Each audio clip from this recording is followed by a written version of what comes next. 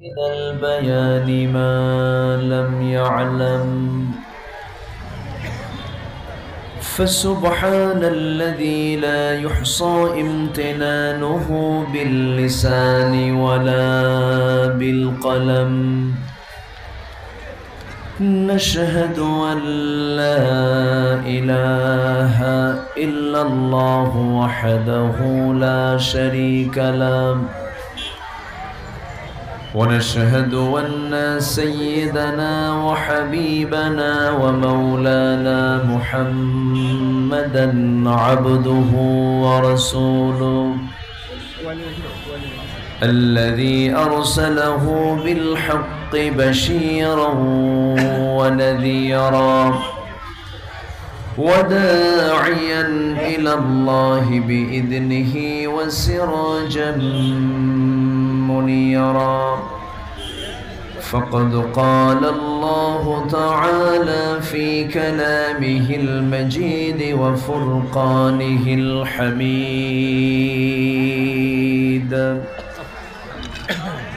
أعوذ بالله من الشيطان الرجيم.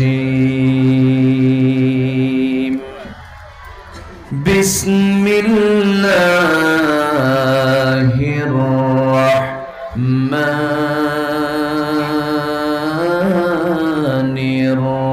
الرحيم.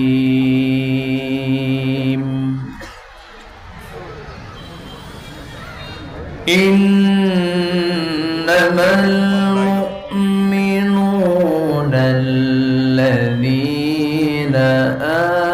آمنوا بالله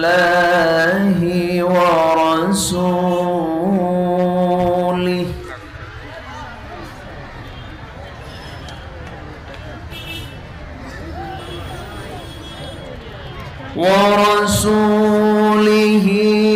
ثم لم يرتابوا وجاهدوا بأموالهم وأنفسهم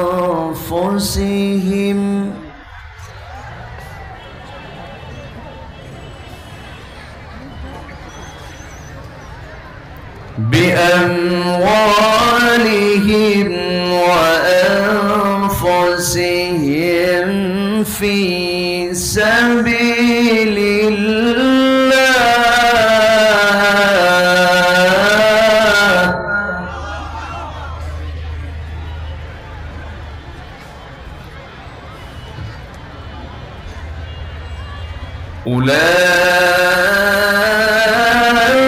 أولئك هم الصادقون.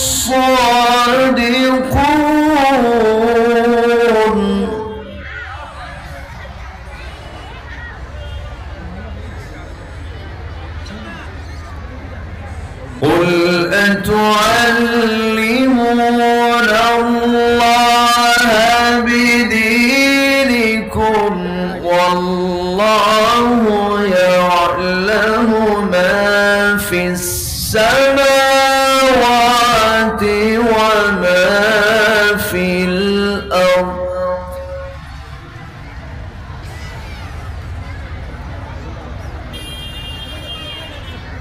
والله بكل شيء عليم.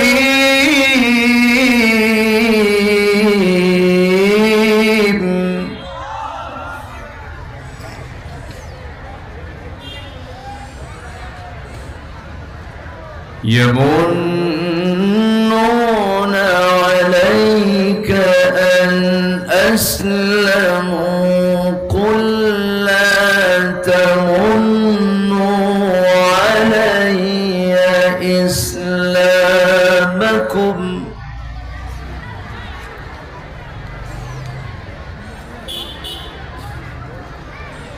بل الله يمن عليكم أن هداكم للإيمان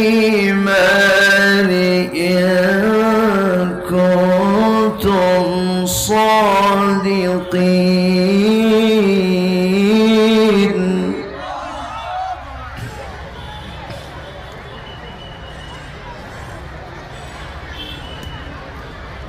إن الله يعلم غيب السماوات والأرض والله بصير بما تعملون.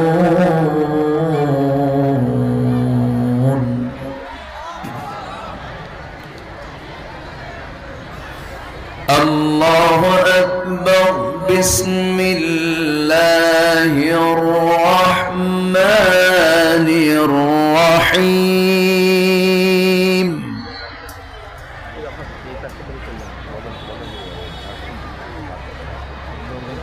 إن الله وملائكته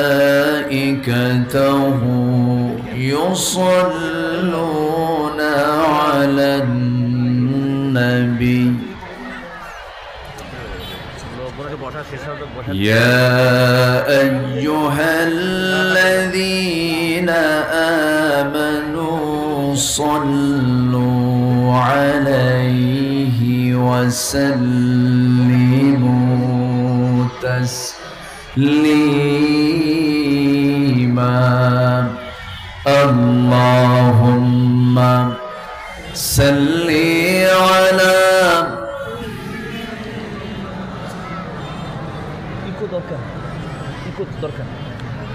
وعلى آل سيدنا.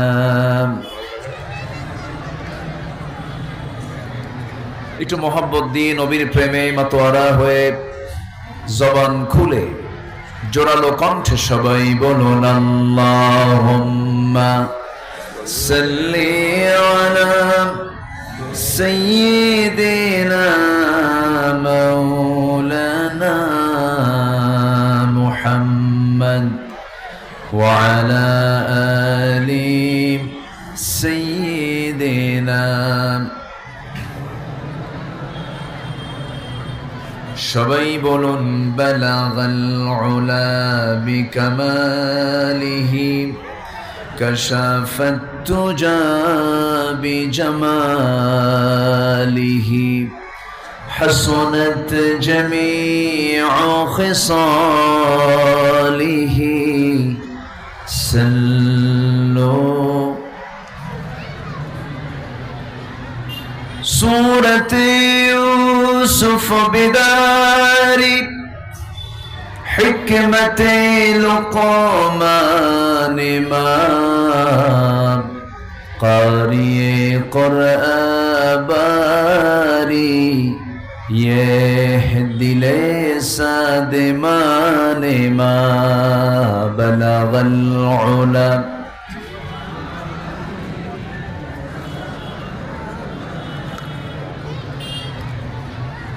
حسنت جميع خصاله صلوا.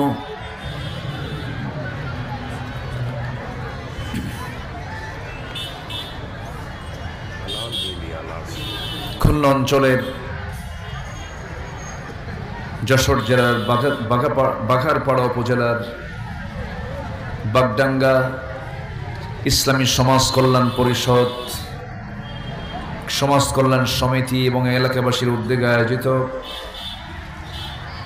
15তম তাফসীরুল কোরআন মাহফিল 2024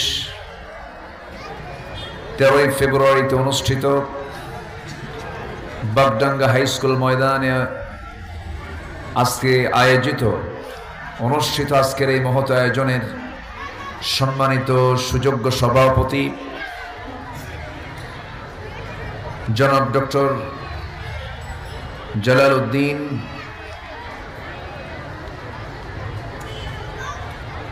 আল Quran and Islamic studies বিভাগ, ইসলামী বিশ্ববিদ্যালয় কুষ্টিয়া। আজকের এই প্রোগ্রামের বরেণ্য অতিথিবৃন্দ,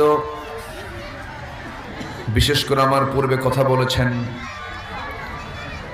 অত্র উপজেলার মাননীয় ভাইস চেয়ারম্যান জনাব আব্দুর রউফ মোল্লা, কথা বলেছেন ইসলামী সাংস্কৃতিক ব্যক্তিত্ব, ইসলামী সংস্কৃতি অঙ্গনের উজ্জ্বল নক্ষত্র জনাব কবির বিন সামাদ। আজকের মাহফিল উপস্থিত হাজারাত উলামায়ে কেরাম, ফদল ইজম, সুশীল সমাজ, জাতির শ্রেষ্ঠ সন্তান শিক্ষক মণ্ডলী, জাতির বিবেক সাংবাদিক বৃন্দ, সামনে উপস্থিত দূরে কাছের বিভিন্ন স্থান থেকে ছুটে আসা কালেমার ঝান্ডাবাহী, তৌহিদের পতাকাবাহী, দ্বীন ইসলামের নরসারুদুল বীর মুজাহিদ, প্রাণ প্রিয় সম্মানিত দ্বীনী ভাইরা, আড়ালে বসে আছেন শ্রদ্ধেয়া সম্মানিতা মা বোনেরা। আলোচনার সূচনায় আনুষ্ঠানিকতার মধ্য দিয়ে আমার পক্ষ থেকে আবারও দিল খোলা সালাম, আসসালামু আলাইকুম ওয়া রাহমাতুল্লাহি ওয়া বারাকাতুহু। সালামের জবাব একটু ভিজা ভিজা মনে হলো, কারণ ভিজা ভিজাই তো অবস্থা। আসসালামু আলাইকুম ওয়া রাহমাতুল্লাহ। সবাই কেমন আছেন? আমাকেও প্রশ্ন করে ফেলেছেন, আল্লাহ তাআলা আমাকে কাতারি রেখেছেন, বলি আলহামদুলিল্লাহ। অনেক মা বোন আজকের মাহফিল উপস্থিত। আমি শুরুতেই বলতে চাই, মেহেরবানি করে মাহফিলের সৌন্দর্য রক্ষার্থে আল্লাহর নির্দিষ্ট হুকুম ফাসতামিউ লাহু ওয়া আনসিতু, যখন কোরআনে কারীমের আলোচনা হবে, তেলাওয়াত হবে, দুটো কাজ আল্লাহ তাআলা হুকুম করেছেন। একটা হলো চুপ থাকা, মনোযোগ সহকারে শোনা। আমরা এই দুটা হুকুমের দিকে আমরা খেয়াল রাখবো। জোরে বলি ইনশাআল্লাহ। আসার তৌফিক দিয়েছেন আল্লাহ, শুকরিয়া আদায় করছে সেই মহান আল্লাহ পাকের। বলি আলহামদুলিল্লাহ। আবারও বলছি আলহামদুলিল্লাহ। চিৎকার মেরে বলছি আল্লাহুম্মা ইন্নী আসআলুকা আল হুদা ওয়াত তুকা ওয়াল আফাফা ওয়াল গিনা। সবাই বলি আল্লাহুম্মা লাকা আসলামতু ওয়া বিকা আমানতু ওয়া আলাইকা তাওয়াক্কালতু ওয়া ইলাইকা আনাবতু ওয়া বিকা খাসামতু। আমি আলোচনার সূচনায় কোরআনে কারীমের গুরুত্বপূর্ণ একটি সূরা, যেটা আমি বলবো আদব আখলাককে ঠিক করার, শিষ্টাচারকে সুন্দর করার জন্য একটি অনন্য সূরা, একটি গুরুত্বপূর্ণ সূরা। সূরাতুল হুজুরাত থেকে আমি শেষ দিকের 3 থেকে 4টা আয়াত আমি তেলাওয়াত করেছি।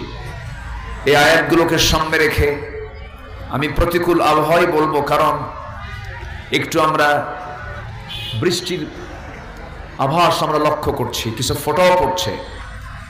তা আমি যতক্ষণ আছি, আমাকে সময় দেবেন তো নাকি ইনশাআল্লাহ? কারো কোনো সমস্যা নাই তো? জোরে বলি ইনশাআল্লাহ। আর জোরে বলি ইনশাআল্লাহ।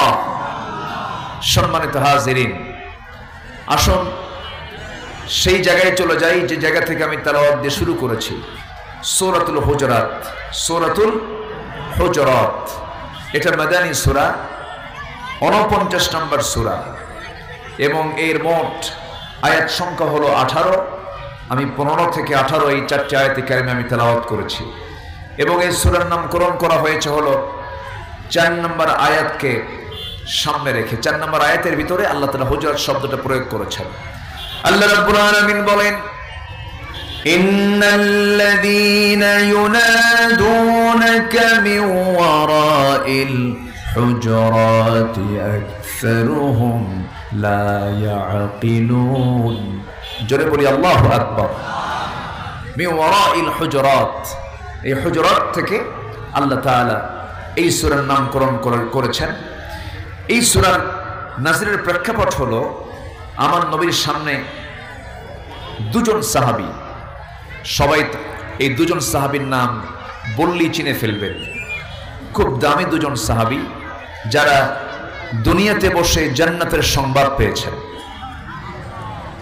আশারায়ে মুবাশশারার অন্যতম তালিকার প্রথম 1 এবং 2 নম্বর তালিকায় যাদের নাম সাইয়েদনা আবু বকর সিদ্দিক রাদিয়াল্লাহু তাআলা আনহু এবং সাইয়েদনা ওমর ফারুক রাদিয়াল্লাহু তাআলা আনহু, এই দুজন সাহাবী আমার নবীর সামনে বসে তারা কথা বলছিলেন।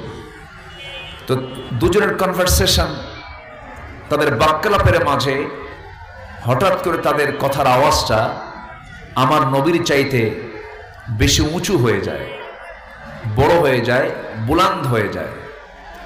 আমার নবীজির কাছে এটা কষ্টের কারণ মনে হলো। আমার নবীজি একটু এটা মনোকষ্ট ফিল করলেন।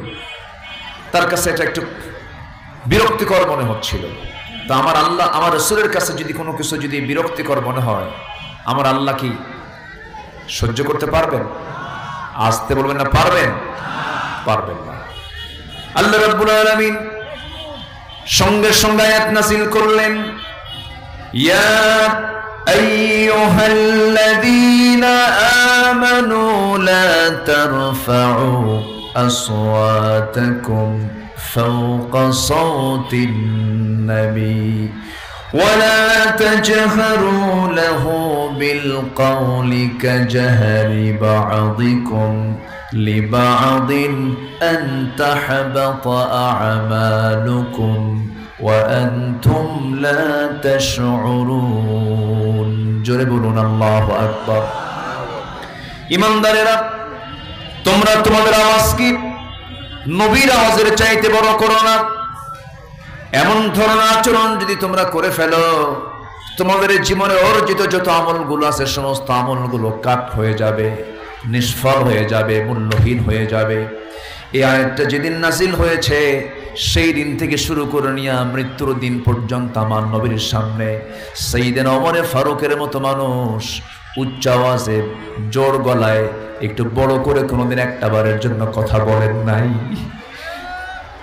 আমার নবী যখন বলতেন, ওমর কি বললাম, আমি তো শুনলামই না হুজুর, জোরে বলতে তো ভয় লাগে, জোরে বলতে তো ভয় লাগে। এই বিষয় থেকে একটা বিষয় ক্লিয়ার হয়ে গেল, ছোট বড় স্নেহ এবং সম্মান শ্রদ্ধা ইসলামের গুরুত্ব কম না বেশি? আসতে বলবেন না, কম না বেশি? বেশি। যেই ব্যক্তির ভিতরে স্নেহের দিকটা নাই, যে ব্যক্তির মধ্যে সম্মানের দিকটা নাই, রাসূল কড়া শব্দ বলেছেন, মাল্লাম ইয়ারহাম সাগীরানা ওয়া লাম ইউক্কির কাবীরানা ফালাইসা মিন্না। যাদের ভিতরে, আমাদের মধ্যে যাদের ভিতরে স্নেহ নাই, অর্থাৎ ছোটদেরকে স্নেহের পরশ যাদের মধ্যে কাজ করবে না, বড়দের প্রতি তাদের সম্মান বোধ জাগ্রত হবে না, রাসূল বললেন স্নেহ সম্মান যার মধ্যে নাই সে আমার কোনো উম্মত না, সে আমার কেউ না। তাহলে এই বড় একটা অর্জন, গুণ প্রত্যেকটা জায়গায় থাকার দরকার আছে না নাই? পরিবারে দরকার আছে না? আসতে বলে পরিবারে দরকার আছে না নাই? যদি না থাকে সন্তান বাপকে দাম দেবে? আচ্ছা, বাপ সন্তানকে স্নেহ করবে? করবে না। বড় ভাই ছোট ভাইকে স্নেহ করবে? ছোট ভাই বড় ভাইকে সম্মান দেখাবে না। তাহলে পরিবারে দরকার, সমাজে দরকার তো নাই নাকি? এই জিনিসটা নাই, দরকার কোথায়? সব জায়গায় দরকার, সমাজেও দরকার, রাজনীতিতে দরকার। রাজনীতির যে একটা সৌন্দর্য, সেই সৌন্দর্য আজকে হারিয়ে যাবার পথে। আজকে রাজনৈতিক যে শিষ্টাচার আজকে দেউলিয়ার পথে। কেউ কাউকে দাম দিতে চায় না। নেতা কথা বলে মঞ্চে, কর্মীরা সিএনএ মারামারি করে। আমি কি ভুল বলতেছি? তাহলে আপনি দল, পরিবার, সমাজ, রাষ্ট্র যেখানেই যান, স্নেহ, সম্মান, শ্রদ্ধা এটা সবার পরে না সবার আগে? সবার পরে না সবার আগে? সবার আগে। আমি সূরাতুল হুজুরাত থেকে তেলাওয়াত করেছি, যেখান থেকে সেখানে আল্লাহ তাআলা তার দফতর থেকে দুটো গুণের অধিকারীকে সিদ্দিক খেতাব দেওয়ার ওয়াদা করেছেন। যেরকম সুবহানাল্লাহ। যাদের মধ্যে দুটো গুণ থাকবে আমি তাদেরকে আমার দফতর থেকে সিদ্দিক খেতাব দিয়ে দেব, অধিক সত্যবাদীর খেতাব আমি তাকে দিয়ে দেব। আমরা এই দুটো গুণ আজকে আমরা শিখে আমল করব, আমল করার নিয়তে শুনবো। জোরে বলি ইনশাআল্লাহ। আজকের এই বৈরী আবহাওয়া, এটা প্রতিকূল আবহাওয়া আমরা দুপুর থেকে খেয়াল করছি। এর মাঝেও আপনারা যে কষ্ট করে বসে আছেন, এটা বিশাল একটা দিক। আমি খুবই খুশি, আমি খুবই আনন্দিত। আমাদের ভাইস চেয়ারম্যান মহোদয়ের সাথে এর আগেও দেখা হয়েছিল। অত্যন্ত বিনয়ী মানুষ, ভদ্র মানুষ। আমার কাছে ওনার আচরণ, ওনার যে মুআমালা, ক্ষণিকের সময়ের জন্য মঞ্চে বসে যে কথাবার্তাগুলো অত্যন্ত মার্জিন মনে হলো। আল্লাহ তুমি তাকে দ্বীনের খেদমতে আঞ্জাম দেওয়ার তৌফিক দিয়ে দাও। জোরে বলি আল্লাহুম্মা আমিন। আসুন আমরা সে আয়াতের দিকে আস্তে আস্তে চলে যাচ্ছি। প্রেক্ষাপটটা আমরা শুনলাম, আমরা মূল আলোচনার দিকে আস্তে আস্তে ফিরে যাচ্ছি। আমার পাশে যিনি বসে আছেন, আজকের মাহফিলের যিনি অনারেবল প্রেসিডেন্ট, আপনার বাড়িও মনে হয় এখানে? জি, এটা তো উনি শুধু আপনাদের সম্পদ না, তো ওনার বাড়ি এখানে। হয়তো আপনারা মনে করবেন এটা আমাদের সন্তান, ঠিক আছে। উনি শুধু এই এলাকার সম্পদ নন, তিনি হচ্ছেন এদেশের জাতীয় সম্পদ। বলি আলহামদুলিল্লাহ, জোরে বলি আলহামদুলিল্লাহ। তিনি হচ্ছেন ওস্তাজুল আসাতিজা, মানে ওস্তাজদের তিনি ওস্তাজ। শুধু শিক্ষক তিনি না, শিক্ষকদের তিনি শিক্ষক। হাজার হাজার ছাত্র তার, জি আলহামদুলিল্লাহ, হাজার হাজার অসংখ্য তার ছাত্র আজকে দেশের বিভিন্ন খেদমতে তারা আঞ্জাম দিচ্ছে। আলহামদুলিল্লাহ, আলহামদুলিল্লাহ বলেন, জোরে বলি আলহামদুলিল্লাহ। আপনারা একটা রত্ন পেয়েছেন, আমি খুবই খুশি। অনেক জায়গায় সভাপতি, এমন সভাপতি পাই উনি বিসমিল্লাহ বলতে পারেন না, জোর করে সভাপতি। আছে না, এরকম আছে না? আমার সভাপতি করবা, নচেত কিন্তু, বুঝেন না, নচেত কিন্তু শূন্যস্থান দিয়ে দিলাম, বুঝে নেন। তো আমরা এরকম পাইনি। আজকে আমরা একজন যোগ্য জায়গায় একজন যোগ্য মহান ব্যক্তিকে পেয়েছি। বলি আলহামদুলিল্লাহ, জোরে বলি আলহামদুলিল্লাহ। সম্মানিত ভাইরা, আমার কথা কি শোনা যায়? সবাই আমার কথা বুঝতে পারছেন তো? ওই পানি যদি পড়ে, পানি কি এখন পড়ছে আর? আচ্ছা, পানি আর নাই তো? যে আমি খুব টেনশনে ছিলাম, মানসিক চাপে ছিলাম যে আমি তো শুরু করতে যাচ্ছি। আল্লাহ, বৈরী আবহাওয়ায় আমি কি করব? আমি আলোচনা চালাচ্ছি আর মনে মনে শুধু ফিকির করছি, আল্লাহ তোমার জিকিরে বসছি, তোমার কাছে সাহায্য চাচ্ছি। তুমি যদি ভালো মনে করো, একটা অনুকূল পরিবেশ তৈরি করে দাও। তো এখন অধিক রোদেও কিন্তু বসা আজকে কঠিন ছিল। মাহফিল কমিটি এটা ভুল করেছেন, এটা অধিক রোদেও বসার সমস্যা, আবার বৃষ্টি হলেও সমস্যা। এর জন্য অন্তত ছাউনি রাখা দরকার। ছাউনি রাখা দরকার না, ছাউনি রাখা দরকার, তার দুই দিকেই কাজে লাগে। তো যাই হোক, তারা যে ব্যবস্থা করেছেন, অনেক বড় ব্যবস্থাপনা, অনেক মায়েরা এসেছেন। আমি মাদের কাছে একটু আরজ রাখবো, মেহেরবানি করা, আলোচনা চলাকালীন অবস্থায় দয়া করে কানাকানি, ফিসফিসানি, গল্পগুজব এগুলো এড়িয়ে চলতে হবে, নচেত আপনাকে গুনাহগার হতে হবে, আপনাকে গুনাহগার হতে হবে। এই দিকটা খেয়াল রেখে মেহেরবানি করে আমার মা একটু চুপ থাকলে ভালো হয়। আসুন আমরা তেলাওয়াতকৃত আয়াতের দিকে আস্তে আস্তে চলে যাচ্ছি। সম্মানিত ভাইয়েরা, আমরা পৃথিবীর কোনো দফতর থেকে পুরস্কার নিতে চাই না, কারণ আমাদের পৃথিবীর বিভিন্ন দফতর থেকে সুদখোরদেরকেও নোবেল পুরস্কার দেওয়া হয়। আসতে কয়, সুদখোর নোবেল পুরস্কার পায় না। যুদ্ধবাজ যাদের নীতি হলো যুদ্ধ করা, যাদের মধ্যে কোনো নীতি নৈতিকতা নাই, তাদেরকেও নোবেল পুরস্কার দেওয়া হয়। চোর ডাকাতদের পুরস্কার দেওয়া হয়। কিন্তু আল্লাহ তাআলা বলছেন, বান্দা আমার দফতর থেকে আমি তোকে দুটো কাজের মধ্য দিয়ে আমি তোকে পুরস্কৃত করব। আমি তোকে সত্যবাদী, সত্যায়ন করে দেব। আমি তোকে আমার পক্ষ থেকে চারিত্রিক সনদ দিয়ে দেব। সেই সনদের পুরস্কার হবে হলো জান্নাত। জোরে বলি সুবহানাল্লাহ, আর জোরে বলেন সুবহানাল্লাহ। সূরাতুল হুজুরাতের 15 নম্বর আয়াত, আল্লাহ রাব্বুল আলামিন বলেন, ইন্নাল মুমিনুনা আল্লাযীনা আমানু বিল্লাহি ওয়া রাসূলিহি ثم لم يرتابوا وجاهدوا بأموالهم وأنفسهم في سبيل الله أولئك هم الصادقون جل بلون الله أكبر আল্লাহ রাব্বুল আলামিন বলেন প্রকৃত মুমিন তো তারাই, প্রকৃত ঈমানদার তো তারাই আল্লাযীনা যারা আমানু ঈমান এনেছে বিল্লাহি আল্লাহর প্রতি ওয়া রাসূলিহি রাসূলের প্রতি। এখন হয়তো বলবেন হুজুর আপনি একটা গুণের কথা যে বললেন সেই ঈমান তো আমরা অনেক আগেই আনছি, এটা অনেকে বলতে পারেন। আবার ঈমানদার আরেক জায়গায় ডাক দিয়ে বলছেন ইয়া আইয়ুহাল্লাযীনা আমানু আমিনু। আবার ঈমানদারদের কি গুণ হতে হবে তা বিভিন্ন জায়গায় বলেছেন। এক জায়গায় বলছেন ইন্নামা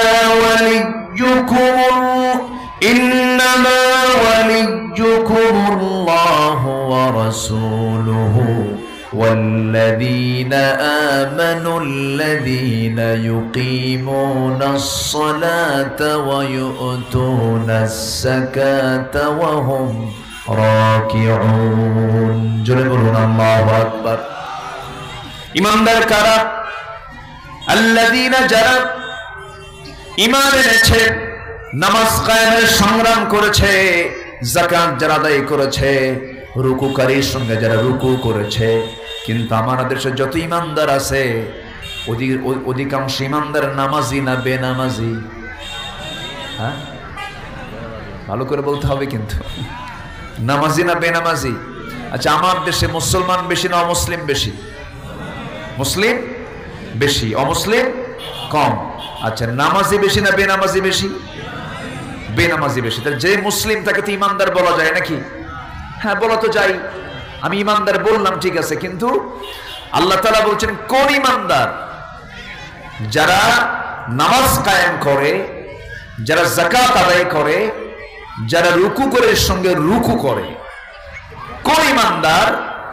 যারা আনিল লাগবি মুআরিদুন সালাতিহিম খাশিউন, এরপরে আমানাতিহিম ওয়া আহদিহিম রাউন على صلواتهم يحافظون والذين هم لفروجهم حافظون। এই সমস্ত গুণে গুণান্বিত যারা, আল্লাহ তাদেরকে বলছেন হলো মুমিন, প্রকৃত মুমিন। সেই গুণগুলো থাকার দরকার আছে না নাই? আসতে বলবেন না, আছে না নাই? সেই গুণগুলো থাকতে হবে। তো আল্লাহ তাআলা বলছেন ওই গুণে গুণান্বিত ঈমানদার যারা, যারা আল্লাহর প্রতি নবীর প্রতি যারা বিশ্বাস এনেছে। আল্লাহ আছেন না নাই? আল্লাহ আছেন না নাই? কোথায় আছে বলেন? মেয়েদের আওয়াজ আমি অতিষ্ঠ হয়ে গেলাম, প্রচুর কথা হচ্ছে, আমার কান শেষ, পিছনে প্রচুর আওয়াজ হচ্ছে। এই কি হলো এখানে? এখানে ভাঙচুর কেন? এটা কি কি হয়েছে? আচ্ছা, আমার মা মেহেরবানি করে একটু আওয়াজটা বন্ধ করুন। মেয়েরা কথা কম বলে না বেশি বলে? আসতে বলে। মেয়েদের কথার পরিমাণ আমাদের চাইতে, পুরুষের চাইতে কম না বেশি? শুধু বেশি না অনেক বেশি? অনেক বেশি। তারা এক কথা বারবার বলতে পছন্দ করে। আমরা একবারের বেশি দুইবার বলতে পারি না, আমাদের এনার্জি কাজ করে না। তারা এক কথা বারবার বলে। পুরুষরা কথা বলে 2000 শব্দ, মেয়েরা কথা বলে হলো 5000 শব্দ। কয় হাজার বেশি? 3000 বেশি। আপনি বর্ষাকালে বেগুন কিনেছেন, বর্ষাকালের বেগুন তো একটু পোকা থাকে, ফ্রেশ বেগুন কম পাওয়া যায়। আপনি খেয়াল করেননি, বেগুনটির দাম দিয়ে বেগুনটা নিয়ে আসছেন, বাড়িতে বউয়ের হাতে দিয়ে দিচ্ছেন। গিন্নি বডিতে কুর্তি নিয়ে যদি দেখে যে বেগুন পচা, ওই বেগুন পচার তফসির হবে একটানা 3 ঘন্টা। খালি বলবে সংসার খাইল, সংসার গেল, এই কথাই বলবে। এটা মেয়েদের নেচার। এক রাজা প্রজাদের মাঝে ঘোষণা করেছে যে প্রজা মিথ্যা কথা বলতে পারবে তাকে পুরস্কার দেওয়া হবে। এক প্রজা এসে বলে, জাহাপনা আমি একটা মিথ্যা বলতে চাই, কি আসতে নিয়ে দেখি একটা মশা একটা হাতিরে খেয়ে ফেলছে, অসম্ভব ব্যাপার, এটা কোনো যুক্তি হলো তোমার? এটা কোনো মিথ্যা না। আরেকজন এসে বলে জানবো না, আমি একটা মিথ্যা কথা বলতে চাই, কি আসতে নিয়ে দেখি দুই মহিলা পাশাপাশি বসেছে, মুখোমুখি হয়েছে, কিন্তু কথা বলে নাই। রাজা বলতেছে হ্যাঁ এবার হয়েছে মিথ্যা কথা, কারণ দুই মহিলা পাশাপাশি বসবে, মুখোমুখি হবে, কথা হবে না, এর চাইতে বড় মিথ্যা কথা আল্লাহর জমিনে আর নাই। কথা বুঝেন? এখন মায়ের আসছেন বহুদিন পর, পাশাপাশি মুখোমুখি বসছেন, তাদের আওয়াজ বন্ধ করা একটু কঠিনই, কিন্তু এটা কিন্তু কোরআনের মঞ্চ, কোরআনের আলোচনা এটা। এখানে কথা কোনো ক্রমেই বলার চিন্তা মাথায় আনা যাবে না। মেহেরবানি করে আমার মায়েরা একটু চুপ থাকেন। তবে মেয়েরা যে বেশি কথা বলে এটার কারণও আছে। সন্তান লালন পালন করে ছেলে না মেয়ে? মেয়েরা না ছেলেরা? মা না বাবা? মা লালন পালন করেন, মা সন্তানকে কোলে পিঠে বড় করেন। ছোট্ট বাচ্চা কান্দে, বারবার একই কথা বলে, বাবা কান্দিস না, বাবা কান্দিস না, বাবা থাম, বাবা আমার আত্মা। কত সুন্দর করে ঘন্টার পরে ঘন্টা কথা বলছে, কোনো যে লস নাই। আর ওই সন্তানটা যদি বাবার কোলে দেওয়া যায়, বলবে বাবা থাম, বাবা থাম, বাবা একটু থাম, বাবা থাম রে বাবা থাম। কি কথা বোঝেন নাই? মানে কি এই থামের, এই শেষ থামের লক্ষণটা কি বলেন? হাতে রাখবে না আছাড় মারবে, ফালায় দেবে। তো এই জন্য যে ডিপার্টমেন্টকে আল্লাহ তাআলা যা দেওয়া দরকার সেই ডিপার্টমেন্টকে আল্লাহ তাই দিয়েছেন। মেয়েরা বেশি কথা না বললে হবে না, এই জন্য আল্লাহ তাআলা মেয়েদের মধ্যে কথার পরিমাণ বাড়ায় দিয়েছেন। আমার ভাইয়েরা আসুন একটু আলোচনার দিকে আবার চলে যাচ্ছে। দুইটা কাজ আমরা শিখে যাব আজকে। এবং সূরা হুজরাতের ভিতরে আল্লাহ তাআলা 10টা হুকুম দিয়েছেন। কয়টা হুকুম দিয়েছেন? 10টা হুকুম দিয়েছেন। আমার পাশে যিনি বসে আছেন, আমাকে উনি সকাল বিকাল পড়াতে পারবেন, এত ইলমি যোগ্যতা তার। উনি কুষ্টিয়া ইউনিভার্সিটির প্রফেসর, আমি আবার ভাঙ্গাচূড়া, আমি ঢাবির ছাত্র ছিলাম। আমি ঢাকা ইউনিভার্সিটিতে পড়াশোনা করেছি, কামিল করেছি ঢাকা আলিয়া থেকে। তাই সেই সুবাদে উনি যেহেতু ওখানকার টিচার, আমি ওই সময় ছাত্র ছিলাম, সেই হিসাবে সিনিয়র জুনিয়রের দিক থেকে আমার ওস্তাদ তুল্যই, আমার শিক্ষক তুল্য। উনি পাশে বসে আছেন।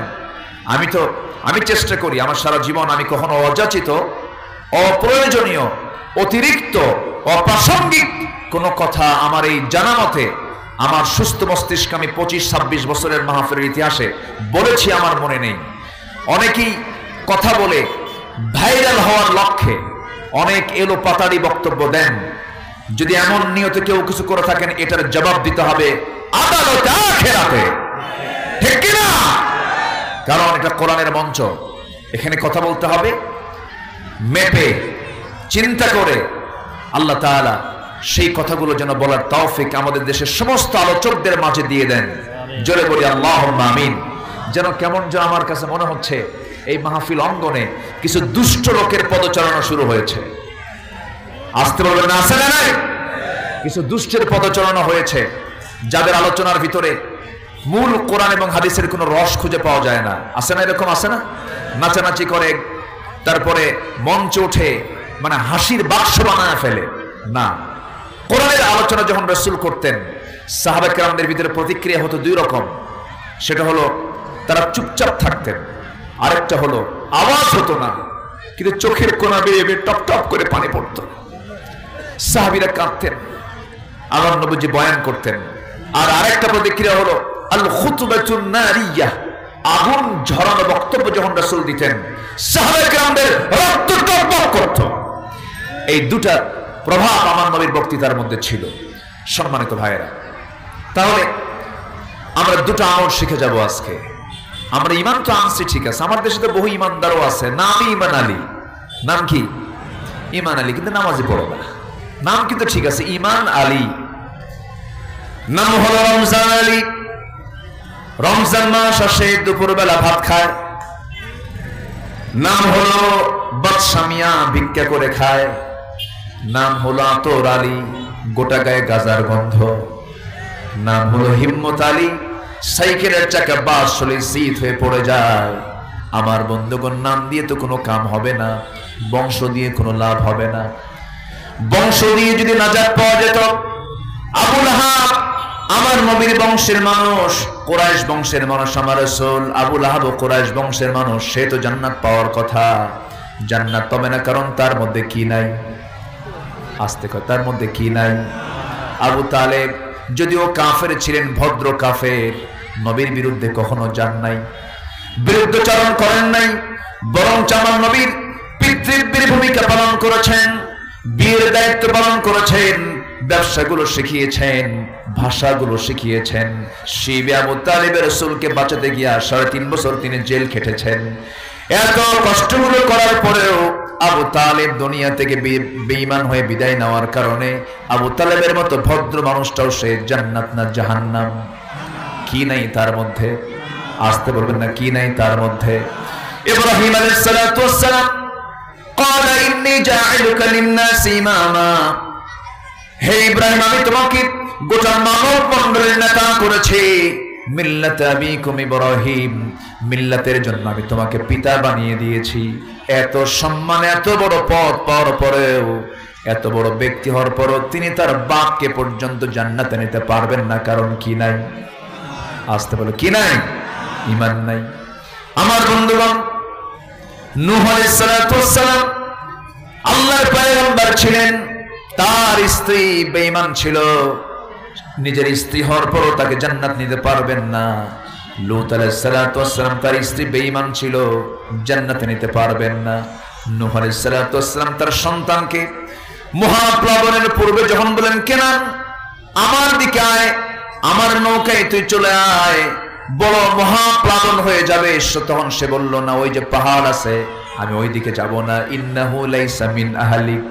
সঙ্গে সঙ্গে কেনান পর্যন্ত সন্তান হওয়ার পরেও আল্লাহ বলেন, সে আপনার পরিবারের কেউ না। অর্থাৎ সম্পর্ক থাকবে ঈমান থাকলে, সম্পর্ক থাকবে না ঈমান না থাকলে। আসতে বলবেন না, জোরে বলেন ঠিক কিনা?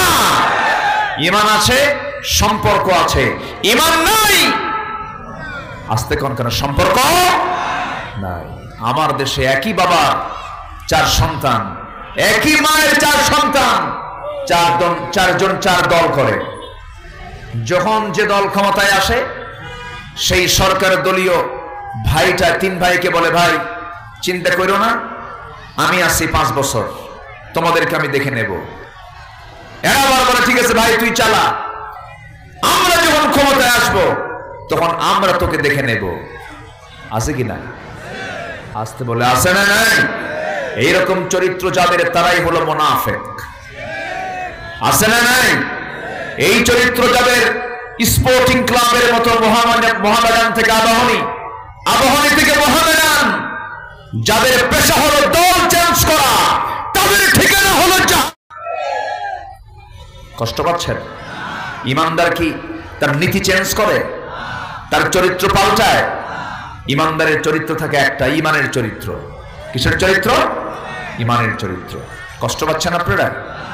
আসান, আমি চাইছিলাম আরো আগে উঠতে, কিন্তু আপনাদের উপস্থিতি, সার্বিক দিক বিবেচনায় একটু উঠতে দেরি হলো। আমি আসছি অনেক আগে, তখন দেখি মাঝখানে সামনে লোকই নাই। আমার দেশে তো আবার জুমার আজান হয় 12:30টায়, আর মুসল্লি হাজির হয় 1:29:29। এটা আমাদের দেশের মুসল্লিরা খুব সময় সচেতন, তো আগে ভাগে যায় লাভ কি? হ্যাঁ, আগে ভাগে যায় তো লাভ না। অথচ জুমার দিনের ফজিলত হলো, আর রাসূল বলেছেন, জুমার দিনে যে সবার আগে মসজিদে ঢুকবে, আল্লাহ তাআলা তাকে একটা উট কুরবানির সওয়াব দিয়ে দেন। কম কথা না কিন্তু। তাহলে এটা আমার দেশের একটা কালচার। তো এখন আমি এমন একটা সময়ে, এমন একটা পর্যায়ে আমি এখন অবস্থান করছি, কিছুক্ষণ পরে আজান হবে এবং আলোচনার আমি জাস্ট 25% লেভেলে আছি। এখনো 75% আলোচনা এখনো সামনে আমার পড়ে আছে। আমাকে সহযোগিতা করবেন তো? সবাই থাকবেন তো ইনশাআল্লাহ? বৃষ্টি যখন কেটে গেছে, আর নাই বৃষ্টি আসার সম্ভাবনা নাই, যদি বলি ইনশাআল্লাহ। আচ্ছা, এখন সামনে এখন আসরের নামাজ আছে। আসরের সালাত যদি নির্দিষ্ট সময়ে পড়তে যাই, এই মাহফিল কি আর পুনরায় সাজানো সম্ভব হবে? হবে না। তাহলে বৃহত্তর দিক বিবেচনা করে আমাদের যোগ্য সভাপতি সাহেবের পরামর্শক্রমে নামাজকে যদি আমরা একটু আও আখির নয় আওসাত উম্মাতুন ওয়াসাতা, আমরা উম্মত তো মধ্যম, উম্মাতুন ওয়াসাতা, আমরা যদি আউয়ালে না আখিরে নয়, আমরা যদি আওসাত মাঝামাঝি সময় জাস্ট 4:50 মিনিটে আমরা নামাজ পড়ি, কেমন হয় বলেন? কোনো এগুলো নিয়ে কোনো ফতুয়াবাজি হবে না তো? আবার কি হুজুর নিয়ে আসছে নামাজ বাদ দিয়ে ওয়াজ করে আছে, এগুলো কথাও বলে। আমরা তো অভিজ্ঞতা নিয়ে কথাগুলো বলছি, এটা মাথায় নেবেন না। বৃহত্তর দিক তাকিয়ে আমরা এই সময়টা আমরা এক্সটেন্ড করলাম। জোরে বলি ইনশাআল্লাহ, জোরে বলি ইনশাআল্লাহ। আয়াতের হকটা অন্তত আদায় হোক। নামাজ পড়বো তো নাকি ইনশাআল্লাহ? জি, আসেন আমরা আবার আলোচনায় ফিরে যাচ্ছি। তাহলে ঈমান আনলে বাবাও পর হতে পারে, ঈমান আনলে পরে ভাই পর হতে পারে, ঈমান আনলে পরে বউ পর হয়ে যেতে পারে। আসতে বলবেন না, জোরে বলেন ঠিক কিনা? এমন ঘটনা নবীদের জীবনে আছে না নাই? সাহাবাদের জীবনে আছে না নাই? আছে। ছেলে ইসলাম কবুল করেছে, এক সাহাবী। ছেলে ইসলাম কবুল করার কারণে মা অনশনের ডাক দিয়েছি, অনশন করতেছে, খাবো না, আমি কোনো খাবার মুখে নেব না রে সন্তান, তুই যতক্ষণ না তুই মুহাম্মদের দরবার না ছাড়বি, ইসলাম না ছাড়বি। সেই সাহাবী নবীর কাছে এসে বলছেন, ইয়া রাসূলুল্লাহ, আমার মা আমার বিরুদ্ধে অনশনের ডাক দিয়েছে, খাওয়া বন্ধ করে দিয়েছে। আমার নবীজি বললেন, ও সাহাবী, সবার আগে ঈমানকে প্রাধান্য দিতে হবে। ওই সাহাবী গিয়ে মার সামনে দাঁড়িয়ে বলছে, মা আমি তোমাকে সম্মান করি, শ্রদ্ধা করি, আমি তোমাকে ইজ্জত করি, তুমি আমার জন্ম দিয়েছ, তোমার মাধ্যম দিয়ে আমি পৃথিবীর চেহারা দেখতে পেয়েছি, কিন্তু এই দুনিয়াতে তুমি মা আমার কাছে যেমন দামি, তার চাইতো হাজার নয় লক্ষ লক্ষ কোটি কোটি গুণে দামি হলেন আমার আল্লাহ তাআলা। আমি আল্লাহকে ছাড়তে পারবো না, রাসূলকে ছাড়তে পারবো না। সে আল্লাহকে রাসূলকে যদি পেতে গিয়া তুমি আমার মা যদি 1000 বার মরে যাও, 1000 বার যদি জিন্দা হও, এই 1000 বার আমাকে যদি বারবার বলতে থাকো, আমি আমার দিন থেকে ঈমান থেকে আমি এক চুল পরিমাণ নড়ব না। আর আমার দেশে 10 টাকা পাইলেই ঈমান সেন্স আসতে কয়, আছে না নাই? আছে। ঈমান চেঞ্জ হয়ে যায়, ঈমান বিক্রি করে ফেলে দেয়। এমন ঠুনকি ঈমান আনা যাবে না, এমন ঠুনকি ঈমান আনলে পরে ঈমানটা ফুসুকের দিকে চলে যাবে, ঈমানটা শিরকের দিকে চলে যাবে, বিদআতের দিকে চলে যাবে, কুফরের দিকে চলে যাবে, নিফাকের দিকে চলে যাবে। এই জন্য মজবুত ঈমান টানতে হবে। আল্লাহ তাআলা কোন ঈমানের কথা বলেছেন? ওয়াল্লাযীনা আমানু ওয়া লাম ইয়ালবিসু ঈমানাহুম বিযুলমিন উলাইকা লাহুমুল আমনু ওয়া হুম মুহতাদুন।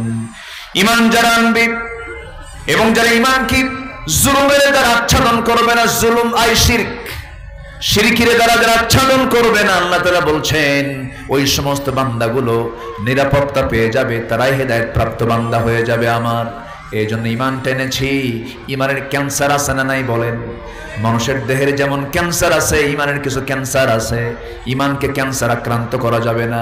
ক্যান্সার ধরলে পরে ঈমান দিয়ে জান্নাত যাওয়া যাবে না। ঈমানকে মজবুত করব আমরা। আমার বন্ধুগণ, একটা কথা মাথায় রাখবেন, কোরআন তেলাওয়াতে পৃথিবীর কোন দেশ বাধা দেবে না। আমেরিকায় গিয়ে আপনি তেলাওয়াত করেন, কেউ আপনাকে বলবে না। জো বাইডেনের দেশ আপনাকে বাধা দেবে না, ঋষি সুনাকের দেশ আপনাকে বাধা দেবে না, এরপরে ভ্লাদিমির পুতিনের দেশ আপনাকে বাধা দেবে না, দামোদর দাস নরেন্দ্র মোদীর দেশ আপনাকে বাধা দেবে না। কোন পৃথিবীর কোন দেশ আপনাকে কোরআন তেলাওয়াতে বাধা দেবে না, বরং আপনি কোরআন তেলাওয়াত করবেন, পুরস্কৃত হবেন, ফুলের মালা পেয়ে যাবেন। কিন্তু কোরআন তেলাওয়াতে রক্ত ঝরাতে হয় না, কিন্তু কোরআনকে প্রতিষ্ঠার জন্য যখন আপনি যাবেন তখন রক্ত ঝরাতে হয়। আসতে বলবেন না, জোরে বলেন ঠিক কিনা? আমার দেশে কোরআনের খেদমত করে অনেকে রাষ্ট্রীয় পুরস্কার পাচ্ছে, আবার অনেকে এই কোরআন প্রতিষ্ঠার খেদমত করতে গিয়ে ফাঁসির মঞ্চে হাসতে হাসতে ঝুলে ঝুলে দুনিয়া থেকে বিদায় নিচ্ছে। সেই কোরআন প্রতিষ্ঠার সংগ্রামে যে বান্দা পিছিয়ে থাকবে, সেই বান্দার অবস্থান হচ্ছে আল্লাহর ভাষায়, কোরআনের ভাষায় সে হচ্ছে মুনাফিক। অতএব সেই কোরআন প্রতিষ্ঠা হোক সর্বস্তরে, সব জায়গায়। সবাইকে আমরা চাই। এই সমর্থন কি সবার আছে? আল্লাহকে সাক্ষী রেখে, আকাশের মালিক আল্লাহ আকাশের দিকে হাত তুলে সাক্ষী রেখে বলে দেন আমরা চাই।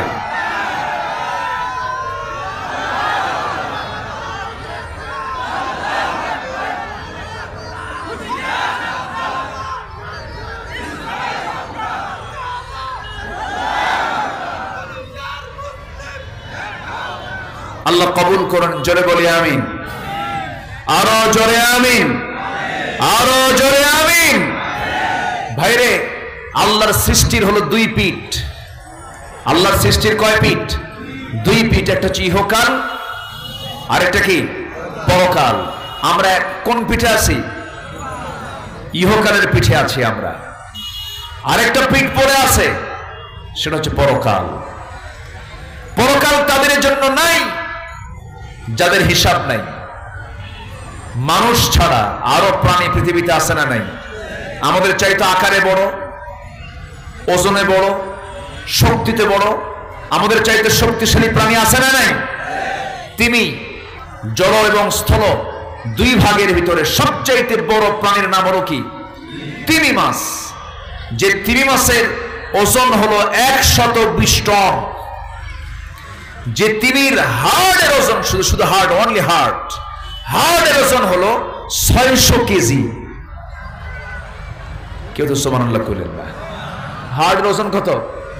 600 কেজি। যদি হার্টের ওজন হয়, মানে ছোট মোটো একটা গাড়ি, ছোট মোটো একটা গাড়ি, তাহলে একটা দুনিয়ার গাড়ি চলতে গেলে গাড়ি যাচ্ছে, আওয়াজ আছে না? আওয়াজ আছে। তো 600 কেজি ওজনের একটা হার্ট মেশিন।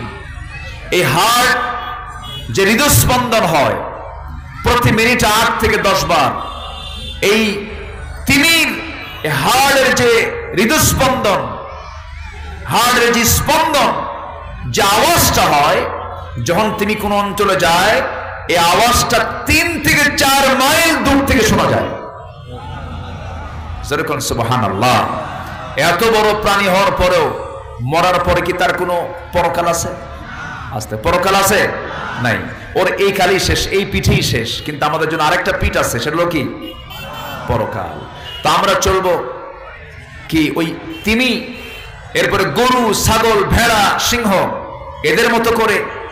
শুধু তাদের পরকাল নাই এবং তাদের পরকাল কেন্দ্রিক কোনো দায়িত্ব নাই। তাদের মতো হয়ে যাব না আমরা বান্দার মতো থাকবো? বলেন কিসের মতো থাকবো? আমরা বান্দার মতো থাকবো। বান্দার কাজ হলো দুনিয়াকে সামনে রেখে চলা না পরকালকে সামনে রেখে চলা? বলেন, দুনিয়া না পরকাল? পরকালকে সামনে রেখে চলা। সেই হচ্ছে বুদ্ধিমান। মান আকিয়াসুন নাস ওয়া হাসাবুন নাস ক্বালা আকসারুকুম যিকরা লিল মাউত ওয়া আকসারুহুম ইস্তি'দাদা। যারা পরকালীন চিন্তা মাথায় নিয়ে যারা সর্বক্ষণ থাকে, তারাই হচ্ছে সবচেয়ে বেশি চালাক, বলেছেন মুহাম্মদ সাল্লাল্লাহু আলাইহি ওয়াসাল্লাম।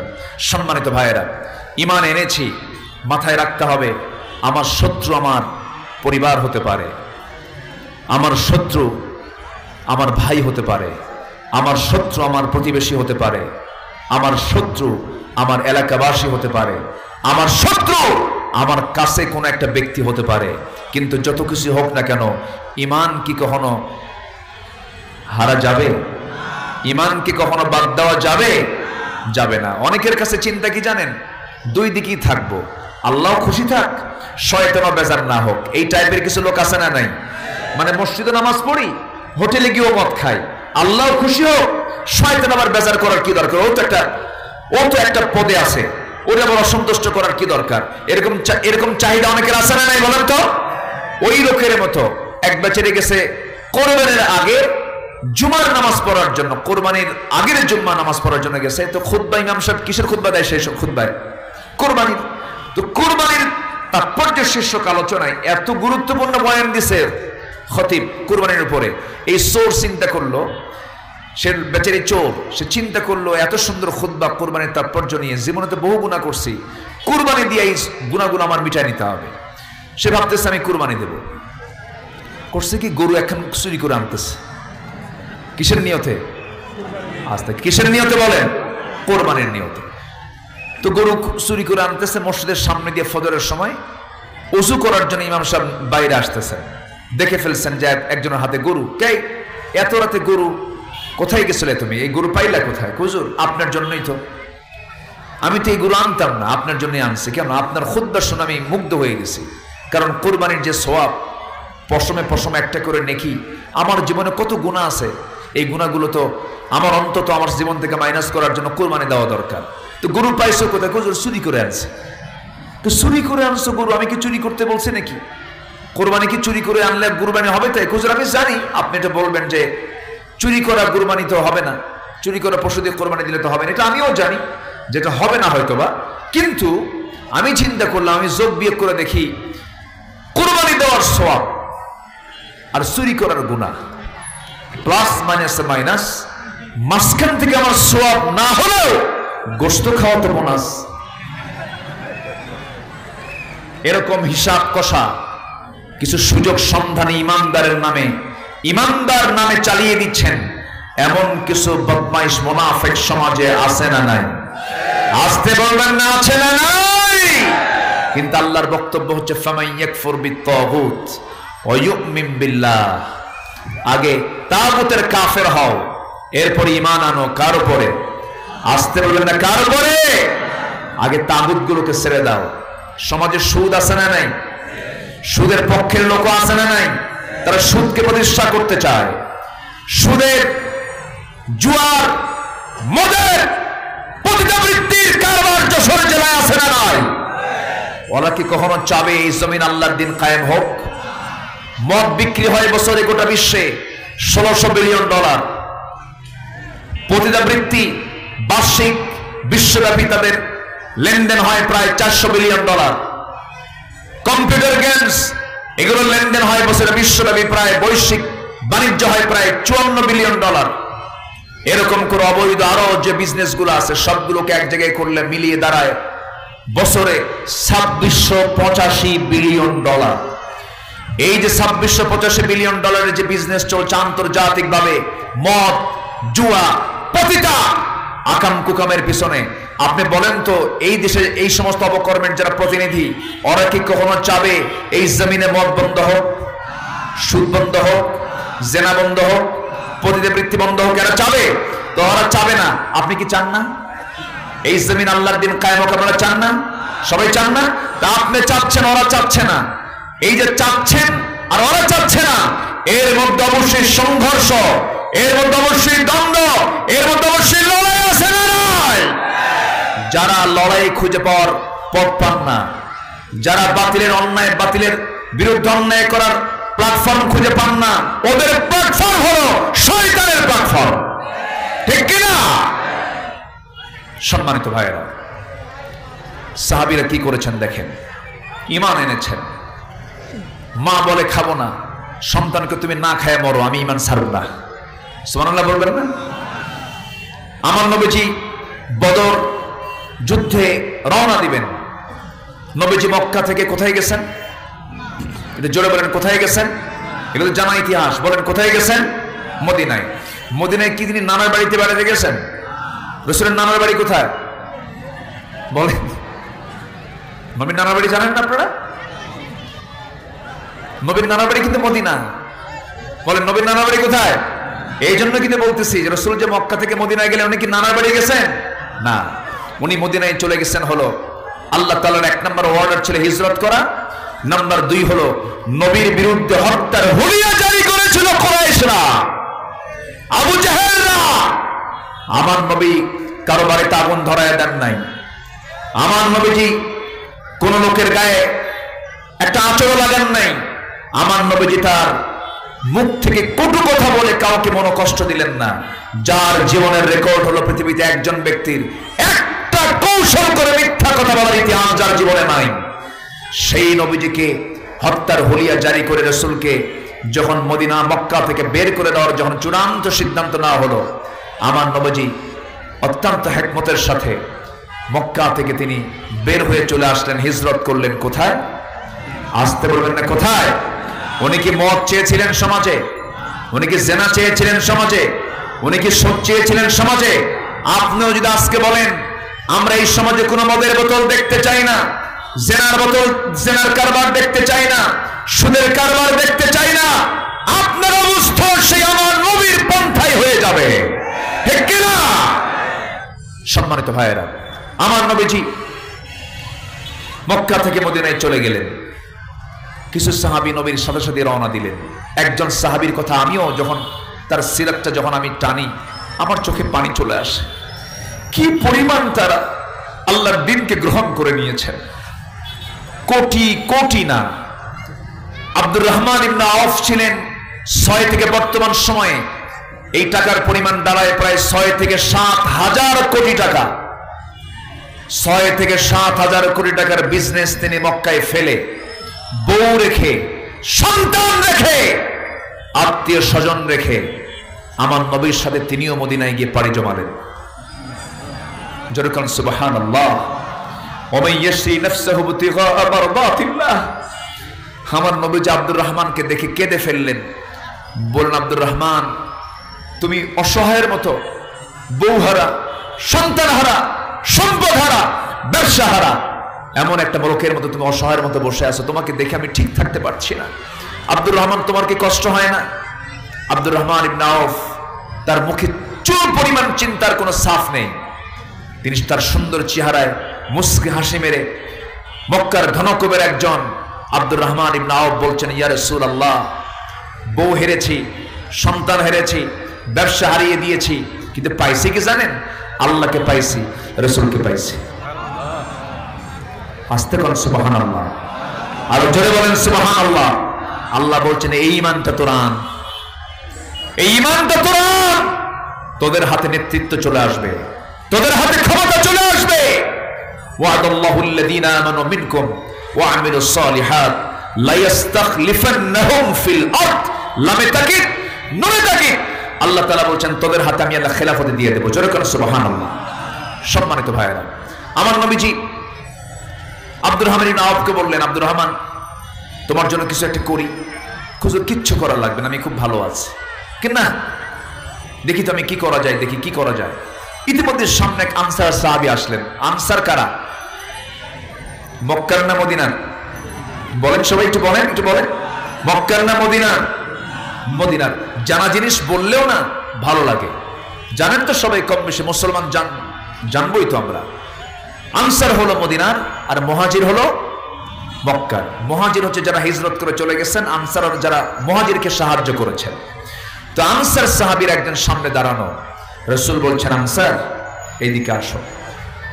আমার আব্দুর রহমান মক্কায় খুব ধনী ছিল, বউ বাচ্চা ছিল, সম্পদ ছিল, এক্সপোর্ট ইম্পোর্টের বিজনেস ছিল, অনেক বড় তার কারবার। আজকে সে অসহায়, তুমি কিছু করতে পারবা?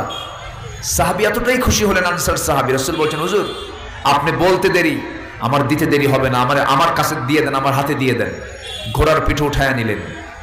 মক্কার ধনকুবের একজন আব্দুর রহমানকে আনসার একজন ধনী সাহাবী তার ঘোড়ার পিঠে উঠায় নিয়ে মদিনার সবচেয়ে বড় দুটো খেজুর বাগান দেখায় দিলেন। হাজার হাজার খেজুর বাগান, হাজার হাজার গাছ বাগানের ভিতরে বিশাল বড় খেজুর বাগান দেখায় দিলেন দুটা। দেখিয়ে বলছেন, ভাই আব্দুর রহমান, এই দুইটা খেজুর বাগান আল্লাহ তাআলা আমাকে দান করেছেন, আল্লাহ তাআলা আমাকে এর মালিক বানিয়ে দিয়েছেন, খনিকের মালিক। রাসূল যেহেতু তোমাকে দায়িত্ব দিয়েছেন, এই দুই বাগানের যে বাগান তোমার পছন্দ হবে, এই মুহূর্তেই আমি এই বাগান আমি তোমার নামে দলিল করে দেব। জোরে বলে সুবহানাল্লাহ। আনসার তো আনসার। আমার নবীজি আনসারকে দায়িত্ব দিয়েছেন। আনসার কি করছেন দেখেন, কি নুসরত করছেন, কি সাহায্য করছেন। এবার বলছেন, ভাই আমি জানি এই মদিনার কোনো মেয়ের বাবা তোমার সঙ্গে তোমাকে বিয়ে দেবে না, তোমার সঙ্গে তার মেয়েকে বিয়ে দেবে না। তোমার তো যৌবন আছে, বউটা রেখে চলে আসছে মক্কা থেকে, বিয়ের তো প্রয়োজন। আল্লাহ তাআলা আমাকে দুটা স্ত্রী দান করেছেন, দুজন স্ত্রীর যে কোনো একজন স্ত্রীকে আমি তালাক দেব। নির্দিষ্ট মেয়াদ পার হয়ে যাবে, 3 মাস পরে তুমি আমার বউকে তোমার বউ বানাইয়া নিবা। বাগান দিয়ে দিলাম, আমার বউ আমি তালাক দিয়ে তোমাকে দিয়ে দেব। আমার তো দুটা স্ত্রী আছে, কোনো সমস্যা নাই।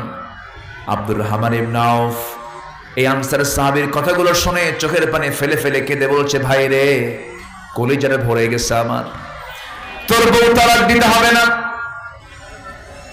খেজুর বাগান আমার নামে দলিল করে দিতে হবে না, কিছুই আমার প্রয়োজন নাই। আমি তো ব্যবসা বুঝি, আমি তো বাণিজ্য বুঝি, একটু দয়া করে আমাকে যদি পারতে একটা বাজার দেখায় দাও, সামান্য কিছু মূলধন থাকলে পরে আমি সেখান থেকে টুকটুক করে ব্যবসা করব। আমি সামান্য বিজনেস শুরু করলেন, একটু কামাই হলো তার, কয়েক রতি সোনা তিনি কামাই করলেন, আনি না ভরিও না, কয়েক রতি সোনা তিনি কামাই করলেন। আব্দুর রহমান ইবনে আউফ নিজে বিয়ে করে নিলেন মদিনায় এসে। বিয়ে শাদী করার 3 থেকে 4 দিন পর নবীর কাছে সুন্দর পোশাক পরে, সুন্দর সুগন্ধি লাগায়া নবীর কাছে যখন চলে গেলেন, রাসূল তার চেহারার দিকে তাকায় তিনি অনুমান করলেন আব্দুর রহমান কিছু ঘটনা ঘটায় ফেলছে। রাসূল বলছেন, আব্দুর রহমান, কয়েকটা দিন যাবত আমি তোমাকে দেখি না, তোমার সমস্যার কথা আমি কিছুই তো জানলাম না, কি হলো সমাধান, আমাকে তুমি কিচ্ছুই বললে না। আব্দুর রহমান, তুমি একটা কিছু করছো মনে হয়? হুজুর, ঘটনা ঘটাইছে, কি বিয়ে করছি। কি করছি? বিয়ে করে নিয়েছি। রাসূল বললেন, তুমি বিয়ে করলে আমাকে বললে না? হুজুর, পরিবেশ চলে এসেছিল, বিয়েটা করে নিয়েছে, আমি আপনাকে বলার সময় পাই নাই, সুযোগ পাই নাই। রাসূল বলেন, আব্দুর রহমান, বিয়েটা জরুরি কাজ, বিয়ে করে নিয়েছো ভালো কথা, কিন্তু আমার তো দায়িত্ব আছে। তুমি টাকা পাইলা কোথায়, মোহর দিলা কেমনে, আমাকে একটু বুঝিয়ে বলো। আব্দুর রহমান ইবনে আউফ বলেন, ইয়া রাসূলুল্লাহ, আপনি আনসার সাহাবীকে দায়িত্ব দিয়েছিলেন, আমি টুকটুক করে একটা ব্যবসায় হাত নিয়েছি, আর ব্যবসায় নেমে পড়েছিলাম। সেই ব্যবসায় কিছু কামাই হয়েছে, সেই কামাই করা টাকা, মরণের টাকা জমা করে দিয়ে আমি বউ বানায় নিয়ে আসছি একজন মহিলাকে। আমার রাসূলের সঙ্গে সঙ্গে বলেন, আল্লাহ আমার আব্দুর রহমানের পরিবারে বরকত দাও, ব্যবসায় বরকত দাও। আমার নবীর দোয়াটা এত সুন্দরভাবে মঞ্জুর হয়ে গেল যে আব্দুর রহমান সেদিন থেকে কোনো ছায়ে হাত দিলে ছাইটাও সোনা হয়ে যেত। তাবুক অভিযানের সময় তিনি 3 বস্তা সোনা দান করেছিলেন। আল্লাহ তাআলা তাকে এত পরিমাণ সম্পদ দিয়েছিলেন যে মৃত্যুর সময় তিনি এত পরিমাণ সোনা রেখে গিয়েছিলেন। তার সন্তান ছিল 13 জন, কুড়াল দিয়ে কেটে কেটে তাদের সোনা ভাগ করতে হয়েছিল। যেরকম সুবহানাল্লাহ। ঈমান এনেছেন, ঈমান আনলি যে আপনার ক্ষতি হয়ে যাবে তা নয়, সব মাইনাস হয়ে গিয়েছিল, আবার ঈমানের বদৌলতে সব ফিরে পেয়েছেন। বরকত দিয়েছেন কে? আসতে বলবেন না, বরকত দিয়েছেন কে? শর্ত হলো ভালোবাসতে হবে কাকে? আসতে বলবেন না, ভালোবাসতে হবে কাকে? নাম্বার 2 হলো মুহাম্মদ সাল্লাল্লাহু আলাইহি ওয়াসাল্লাম। নবী মদিনায় চলে আসলেন, বদর যুদ্ধের ডাক চলে এলো। বদর যুদ্ধের ময়দানে আমার নবীজি সাহাবায়ে কেরামকে যখন নিয়ে যাবেন বদর প্রান্তরে, সেই সময় বললেন, সাহাবীরা আজ কি হবে? প্রকৃতি ইমানদারের পরিচয় কেমন করে? হুজুর কেমন করে বলেন? কো সাহাবীরা, আজকে তোমরা তোমাদের বাপকে দেখতে পাবে, ভাইকে দেখতে পাবে, চাচাকে দেখতে পাবে, একই বংশের মানুষকে দেখতে পাবে, যাদের কাছে তোমরা মানুষ হয়েছে তাদেরকেও তোমরা দেখতে পাবে। তাদের বিরুদ্ধে অস্ত্র উঁচু করতে পারবে নাকি? সাহাবায়ে কেরাম সঙ্গে সঙ্গে বলছেন, ইয়া রাসূলুল্লাহ, আমাদের জীবন চলে যাবে, কিন্তু আমরা আপনার চাইতে আর পৃথিবীর কাউকে বেশি ভালোবাসতে পারবো না। একটু জোরে বলেন সুবহানাল্লাহ। আপনার চাইতে বেশি ভালোবাসতে পারবো না। আমার নবীজি সবে মাত্র মক্কা থেকে মদিনায় চলে এসেছেন। শিশু ইসলাম, মদিনার চিত্র অত্যন্ত শত্রু দিয়ে ভরা। মদিনার চতুর্পার্শ্বে বনু নাজির, বনু কুরাইজা, বনু কাইনুকা, এই সমস্ত ইহুদির বাচ্চারা ষড়যন্ত্রগুলো চালিয়ে যাচ্ছে। এই ষড়যন্ত্রের মাঝেই আমার নবীজি যখন দেখতে পেলেন রমজান মাস, বদর প্রান্তরে কাফের মুশরিকরা সব চলে আসছে, কুরাইশরা সব চলে আসছে মক্কা থেকে। আমার নবীজি বলেন, সাহাবীরা কোনো উপায় নাই, বাতিলকে মোকাবেলা করার জন্য কে আছো? সবাইকে এক জায়গায় করলেন। মোটের সংখ্যা হলো 313। মোটের সংখ্যা হলো কত বলে? 313।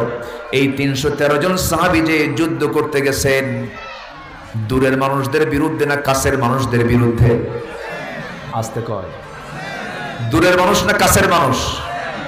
অন্য গোত্র না নিজের গোত্র? নিজের গোত্র, নিজের এলাকা। কারো ভাই হয়, কারো চাচা হয়, কারো বাবা হয়, কারো নাতি হয়, কারো জামাই হয়। বদর যুদ্ধের ময়দানে আমার নবীজি যখন রওনা দিলেন সাহাবায়ে কেরামকে নিয়ে, আমার নবীজির সঙ্গে দুজন ছোট্ট বাচ্চা নবীর সঙ্গে ছিলেন। মদিনার একজন আফরার ছেলে, দুইজন আনসার, দুজন ছোট্ট সাহাবী মুআজ রাদিয়াল্লাহু তাআলা আনহু। তাদের বয়স ছিল মাত্র 11 বছর 13 বছর। আমার নবীজি তাদের যুদ্ধে যাওয়ার জজবা দেখে তাদেরকে তিনি অনুমতি দিয়ে দিলেন। দুজন চলে গেলেন, এই মিলে 313 জন সাহাবী হলো। বদর প্রান্তরে সাহাবায়ে কেরামকে নিয়ে যখন সঙ্গে দাঁড়িয়ে গেলেন, নবীজি যে জায়গায় দাঁড়ানো ছিলেন সেই জায়গাটা ছিল বালুর জায়গা। এখনো যারা মদিনায় গিয়েছেন, মদিনা থেকে 80 মাইল দূরে বদর প্রান্তর, সেই জায়গায় বালুর পাহাড়, পাহাড়কে পাহাড় সব বালু দিয়ে ভরা। সেই বালুর পাহাড়ের পাশে আমার নবী সাহাবায়ে কেরাম কিনে দাঁড়ায় ছিলেন। হাঁটু পর্যন্ত পা গেড়ে গেল। বললেন, ইয়া রাসূলুল্লাহ, এমন যুদ্ধের ময়দানে আসছি যে যুদ্ধের ময়দানে এসে আমাদের পাটা তুলতে পারছি না, আল্লাহর সাহায্য আমরা কামনা করি। আল্লাহর কাছে একটু বলুন। আল্লাহর দরবারে দোয়া মঞ্জুর হয়ে গেল। ওয়ালাকাদ নাসরাকুমুল্লাহু বিবাদরিন ওয়া আনতুম আদিল্লাহ, তোমরা অসহায় ছিলে, বদর প্রান্তরে আমি আল্লাহ তোমাদেরকে সাহায্য করেছি। আল্লাহ তাআলা সেদিন হাজার হাজার ফেরেশতা পাঠিয়ে দিয়েছিলেন।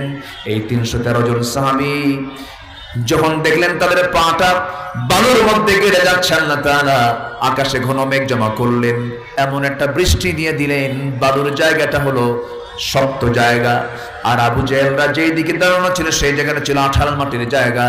আঠাল মাটিতে যখন বৃষ্টির পানি পড়ে শক্ত হয় না, পিছলা হয়। কি হয়? পিছলা হয়ে যায়। আল্লাহর সাহায্য শুরু হয়ে গেল। ওই বদর প্রান্তরে একজন সাহাবী দেখতে পেলেন, তরবারি হাতিনের সামনে দাঁড়িয়ে দেখতে পান তার নিজের জন্মদানকারী পিতার সামনে দাঁড়ানো। মনে মনে ভাবলেন, হারে, আমার এই বাবার কোলে আমি ছোট থেকে বড় হয়েছি, কেমন করে আমি তাকে আঘাত করি। বাপ মনে করে তিনি তরবারি গোটায় নিয়ে তিনি ফিরে আসতেছিলেন। পরক্ষণই ভাবলেন না, কুল ইন কানা আবাউকুম ওয়া বানাউকুম ওয়া ইখওয়ানুকুম ওয়া আজওয়াজুকুম, এই আয়াতটার কথা তার মনে হয়ে গেল। সাহাবী করলেন কি, সঙ্গে সঙ্গে আবার তিনি তরবারি গোটায় না নিয়ে তরবারি আরো মুক্ত করলেন। বাবার দিকে তিনি ধেয়ে যাচ্ছেন, সংগ্রামীর মতো করে সামনের দিকে এগিয়ে যাচ্ছেন। বাপকে বাপ মনে করলেন না, বাপকে বাপ না মনে করে শিরকের প্রতীক মনে করে বাবার দিকে লক্ষ্য করে তরবারি দিয়ে তার গর্দান বরাবর মেরে দিলেন। মস্তক ছিটকে পড়ে গেল, নিজের হাতে নিজের বাপ দুনিয়া থেকে বিদায় হয়ে গেল। কিন্তু বাপ তো, সন্তান যদি দেখে বাবার মৃত্যু, কাফের হোক ইমানদার হোক, মন কি ভালো থাকে নাকি? আসতে কর, মন কি ভালো থাকে নাকি? মনটা খারাপ। বদর যুদ্ধে মুসলমানদের বিজয় হলো। সব সাহাবীর মুখে আনন্দের হাসি, কিন্তু ওবায়দার মুখে হাসি নাই। রাসূল বলেন, ওবায়দা তুমি হাসো না কেন? কি হয়েছে হুজুর? ওবায়দার বাপ আজকে যুদ্ধে মারা গেছে। কে মেরেছে ওবায়দার বাপকে? হুজুর কেউ মারে নাই, ওবায়দা নিজেই তার বাপকে দুনিয়া থেকে বিদায় করে দিয়েছে। আমার নবীজি হাতটা আগায় দিয়ে বলছেন, ওবায়দা রে, আমার বুকের মধ্যে আগায় আয়। আজকে তুই যে ভূমিকা পালন করলি, আল্লাহর 8টা জান্নাত তোর জন্য ওয়াজিব হয়ে গেছে। জোরে বলুন সুবহানাল্লাহ, আরো জোরে বলুন সুবহানাল্লাহ। সেই যুদ্ধের ময়দানে আমার নবীর বিরুদ্ধে আমার নবীর আপন চাচা আসছে। আমার নবীর কি আপন চাচা আব্বাস, সেই সময় ইসলাম কবুল করেন নাই, নবীর বিরুদ্ধে যুদ্ধ করতে এসেছে। আমার নবীর সবচেয়ে বড় মেয়ের জামাই আবুল আস নবীর বিরুদ্ধে যুদ্ধ করতে আসছে। যুদ্ধ থেমে গেছে, মুসলমানদের বিজয় যখন হয়ে গেছে, 70 জন কাফের, আবু জেহেল সহ 70 জন কাফের তারা দুনিয়া থেকে বিদায় নিয়েছে। বদর কূপের মধ্যে তাদেরকে ফেলে দেওয়া হয়েছে, গেড়ে ফেলা হয়েছে। আমার নবীজি যুদ্ধ শেষ হওয়ার পর নবীজি বললেন, যুদ্ধবন্দী কারা কারা আমার কাছে তালিকা নিয়ে আসো। তালিকা নিয়ে আসা হলো। রাসূল বলেন, সবাইকে তোমরা হাত বেঁধে ফেলো, পিঠ মোড়া দিয়া পিঠের দিকে হাতটা বেঁধে ফেলো। সবার পিছে হাত বেঁধে ফেলা হলো। তাদের জন্য খাবার বরাদ্দ করো, খাবারও বরাদ্দ করা হলো। কিন্তু দেখা গেল সাহাবী রাসূলকে না বলেই আমার নবীর আপন জামাতা, বড় মেয়ের জামাই তার হাত দুটো যখন বাঁধতে নিয়েছিল, দড়ির বাঁধনটা তারা ঢিল করে দিয়েছিল যেন কষ্ট কম পায়। আমার নবীর আপন চাচা মনে করে তার দড়ির বাঁধনটা একটু হালকা করে দিয়েছিল। নবীজির কাছে এসে বলা হলো, ইয়া রাসূলুল্লাহ, সবার বাঁধন তো শক্ত করে দিয়েছে, যুদ্ধবন্দীদের দুজনের বাঁধন আমরা ঢিল করে দিয়েছি। কে কে? আপনার চাচা আব্বাস, আপনার জামাই বড় মেয়ের জামাই আবুল আস। খাবারের ব্যবস্থা আমরা করেছি ভিন্ন। কি করেছে বলো? সব যুদ্ধবন্দীর জন্য আমরা করেছি হলো খেজুর, আর আপনার জামাই এবং আপনার চাচার জন্য করেছি ছাগলের গোশত এবং রুটির ব্যবস্থা করেছি, উন্নত খাবারের ব্যবস্থা করেছি। রাসূল বলেন, যুদ্ধনীতির সম্পূর্ণ খেলাফ কাজ করেছো। সবার জন্য যাই হবে, আমার জামাই আমার চাচার জন্য তাই হবে। আল্লাহু আকবার বলবেন না? যেরকম আল্লাহু আকবার, তাই হবে। আমার নবীজি বলে দিলেন। নবীজি বলার সঙ্গে সঙ্গে বাকি 68 জন যুদ্ধবন্দীর দড়িটা বেঁধে শক্তভাবে বেঁধে দেওয়া দড়িটা ঢিল করে দেওয়া হলো। সবার জন্য ছাগলের গোশত দেওয়া হলো, রুটির ব্যবস্থা করা হলো। এরপর রাসূল বলেন, একটা একটা করে ডাকো, তাদের কাছ থেকে মুক্তিপণ নিয়ে তাদেরকে মুক্তি দিয়ে দাও। সবাই দিয়ে যাচ্ছে মুক্তিপণ, তাদেরকে একটা একটা করে তিনি রাসূল মুক্তি দিয়ে দিচ্ছেন। এবার আপন চাচা আব্বাস রাদিয়াল্লাহু আনহু সামনে দাঁড়ায় বলতেছে, ভাতিজা মুহাম্মদ, আমারও তুমি আটকালা কেন? রাসূল বলছেন, আপনাকে আটকাবো না মানে আপনাকে তো আগে আটকাবো। আপনি আমার চাচা, আপনি আমার বিরুদ্ধে যুদ্ধ করতে আসছেন। সাইয়েদনা আব্বাস সেই সময় ইসলাম কবুল করেন নাই। তিনি বলছেন, আমার ভাতিজা মুহাম্মদ, আমার বাপ যেটা করে গেছে, আমার দাদা যেটা করে গেছে, সেটাকে আমি বাদ দিতে পারি নাকি? রাসূল বলছেন, ও আমার চাচা, আপনার বাপ যদি ভুল করে যায়, আপনার তো ভুল করা যাবে না। আপনার বাবা যদি অন্যায় করে যায়, আপনার তো অন্যায় করা যাবে না। এমন যুক্তি দিয়ে কখনোই আপনি সঠিক উত্তর আপনি দিতে পারবেন না। রাসূল বলছেন, আপনাকে মুক্তিপণ দিতে হবে।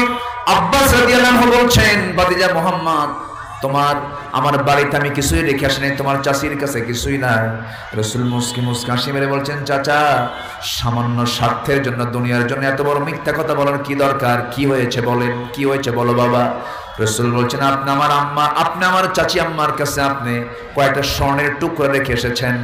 আব্বাস লজ্জা পেয়ে গেলেন, বললেন, ভাতিজা মুহাম্মদ, আমার বাড়ির সোনার খবর তোমাকে দিল কে? রাসূলের সঙ্গে সঙ্গে বলছেন, আমি গায়েবের মালিক নই, কিন্তু গায়েবের মালিক আল্লাহ তাআলা আমাকে জানাইয়া দিয়েছেন। জোরে কোন সুবহানাল্লাহ। সঙ্গে সঙ্গে আব্বাস বলছেন, ভাতিজার যুদ্ধ করে লাভ কি, আমাকে পড়াইয়া দে লা ইলাহা ইল্লাল্লাহ কালিমা পড়াইয়া দে। কালিমা তিনি পড়লেন। এবারে জামাইয়ের পালা। নবীজির কোন জামাই? ছোট জামাই না বড় জামাই? বড় জামাই নবীর সামনে দাঁড়ায় আছেন। জামাইরা কত সম্মানের পাত্র, কিন্তু এবার ইসলাম মানার না মানার কারণে এবার হয়ে গেছে সেই জামাইয়ের হাতে কি? হাতে কি বলেন? রশি। তাহলে জামাই হলো সম্মানের, আর রাসূল সেই জামাইকে হাতে কি দিলেন? কি দিলেন? সম্মানের না অপমানের? অপমানের। দড়ি দিয়ে বেঁধে ফেলেছেন। বললেন, তোমার এটা বড় কিছু নয়, তোমাকে মুক্তিপণ দিতে হবে। আবুল আস বললেন, হ্যাঁ মুক্তিপণ দেব। মক্কায় খবর লাগাও। খবর লাগাইছে, মুক্তিপণ চলে আসছে। একটা প্যাকেট, সে প্যাকেটটা রাসূলের সামনে প্লেস করা হলো। প্যাকেট খুলেই দেখেন একটা গলার হার, একটা গলার হার তিনি দেখলেন। সেই গলার হারটা দেখেই রাসূল কেঁদে ফেললেন। নবীর কান্না যখন বের হয়, সাহাবীরা কি খুশি হন? সাহাবীরাও কান্দে। রাসূল কাঁদেন কেন? সামান্য গলার হার দেখে আপনি কাঁদতেছেন কেন? রাসূল বলছেন, জানো, এই গলার হার সাথে স্মৃতি জড়িত হচ্ছে আমার খাদিজার। আমার খাদিজার গলায় এই গলার হারটা আমি দেখতাম, আর সেই গলার হারটা আমার বড় মেয়ে বিয়ের সময় আমার খাদিজা তার গলা থেকে বের করে খুলে আমার বড় মেয়ের গলায় দিয়েছে। আমার সেই খাদিজার কথা বারবার মনে হচ্ছে, এই জন্য আমি কাঁদতেছি। সাহাবীরা বললেন, ইয়া রাসূলুল্লাহ, আপনি কাঁদলে কি আমরা ঠিক থাকি? এই গলার হার আমরা নেব না। রাসূল বলেন, তাই যদি হয় ঠিক আছে, নিও না, কিন্তু আমি আবুল আসকে বলে দিচ্ছি, আবুল আস, তুমি আমার বড় মেয়ের জামাই, কিন্তু ওলা কি বলে, ওলা তুনকিহুল মুশরিকাত হাত্তা ইউমিননা। কোন মুশরিকের ঘরে কোন ঈমানদার নারী থাকতে পারে না। আয়াত নাযিল হয়ে গেছে। আবুল আস, তোমার মুক্তিপণ হলো তুমি এখান থেকে মক্কায় গিয়েই আমার মেয়েকে আমার বাড়িতে পাঠায় দিবা, আমার মেয়ের সঙ্গে তোমার কোনো সম্পর্ক চলতে পারে, কারণ তোমার ঈমান নাই, আমার মেয়ের ঈমান আছে। এই হচ্ছে ঈমান আনা, এই হচ্ছে কি ঈমান আনা। আমি কি কথা বলবো, কিন্তু বলবো কখন, সময় তো নাই, সময় তো শেষের দিকে চলে আসলো। ঈমান আনা। এরপর ওয়াজাহিদু বিআমওয়ালিহিম ওয়া আনফুসিহিম ফি সাবিলিল্লাহ, আল্লাহর রাস্তায় যারা জিহাদ করবে, এই দুইটা কাজ যারা করবে, আল্লাহ তাআলা বলছেন উলাইকা হুমুস সাদিকুন, এরাই হচ্ছে আমার সত্যবাদী বান্দা। জোরে বলে সুবহানাল্লাহ। আমাকে না বলে উঠে যাচ্ছেন আপনি, এটা কিন্তু শৃঙ্খলার সম্পূর্ণ পরিপন্থী কাজ। আমাকে না বলে উঠে যাওয়াটা, যদি এখানে ফেরেশতা আছে না নাই বলেন তো? আছে। এই দেশে কি এমন মামলা নাই যে শৃঙ্খলা ভঙ্গের অভিযোগে মামলা? আমার দেশে আছে না নাই? এবং এই মামলাগুলো বিগত কয়েক বছরে কম হয়েছে না বেশি হয়েছে? বেশি হয়েছে। তো আল্লাহর ফেরেশতা এখানে আছে না নাই? আছে। তো সেই ফেরেশতারা যদি দেখে যে এই মাহফিলের শৃঙ্খলা ভঙ্গ করলো কারা কারা, আল্লাহর আদালতে যদি মামলা দেয়, কি সুবিধা না অসুবিধা? অসুবিধা। তাহলে আমরা কেউ উঠবো না। আমাদের শৃঙ্খলা ভঙ্গ করা যাবে না। কোরআনের শৃঙ্খলা রক্ষা করার দায়িত্ব একার না সবার। সবার। যে যেখানে আছেন সবাই বসেন, আমরা দোয়া করব। দোয়ার পর এখানে মুখে আজান হবে, মাইকের আজান হবে না। মাইক আজান বহু আগে হয়ে গেছে। মুখে আজান হবে, মুনাজাতের পর আজান শেষ, নামাজ শুরু হয়ে যাবে। যাদের ওযু নাই ওযু করবেন, নামাজ আদায় করে নেবেন। এখন দোয়ার দিকে আমরা যাব। কোরআনকে ভালোবাসেন কারা কারা? একটা হাত তুলে দেখেন তো। কোরআনকে ভালোবাসেন কারা কারা? কোরআনের আইনকে চান কারা কারা? একটা হাত তুলে দেখেন না। একটু হাতটা নাড়া দেন তো এরকম করে। আল্লাহ তোমার এই বান্দাদের এই চাওয়াকে পাওয়া করে দাও। জোরে বলি আল্লাহুম্মা আমিন। হাত নামান। এখন আমি সবার কাছে একটু আরজ করব, এই যে বিশাল আয়োজন, পোস্টার, লিফলেট, ব্যানার তারা যে করেছেন, আয়োজন করেছেন, প্রচার করেছেন, তাদের কিছু খরচ হয়েছে। এই খরচে যদি আপনি অংশগ্রহণ করেন, গুনাহ হবে না সওয়াব হবে? তাআওয়ানু আলাল বিররি ওয়াত তাকওয়া। ভলান্টিয়াররা ব্যাগ নিয়ে ভিতরে নামবে। যারা যারা হাত তুলেছেন নিজ নিজ দায়িত্বে সেই ব্যাগে আপনারা যে যা পারেন সবাই দেবেন ইনশাআল্লাহ। জিকির করে সুবহানাল্লাহ। ভলান্টিয়ার কোথায়? ভলান্টিয়ার এই যে দ্রুত গতিতে নেমে যান, যে যা পারেন আমি সবাই দেবো। জিকির করে সুবহানাল্লাহ আলহামদুলিল্লাহ। মাদের ভিতরে ভলান্টিয়ার যারা আছেন তাদের মাঝেও ব্যাগ আছে, যে যা পারে আমরা সবাই দেওয়ার চেষ্টা করবো ইনশাআল্লাহ। জিকির করে সুবহানাল্লাহ। একটু মিষ্টি করেন, আওয়াজটা আমার কাছে কেমন যেন একটু সুন্দর করেন। জিকির করে সুবহানাল্লাহ।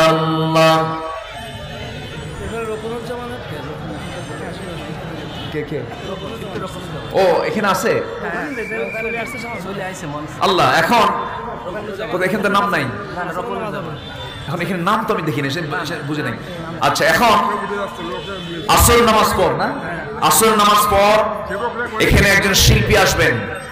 এই যশোরবাসীর অহংকার আমার অত্যন্ত কাছের। আপনি দিয়ে না, আপনি দিয়ে না, একটু বসেন, আমাদের সঙ্গে দোয়া করে দেয়। আমরা দোয়ায় শরীক হই। জিকির করে সুবহানাল্লাহ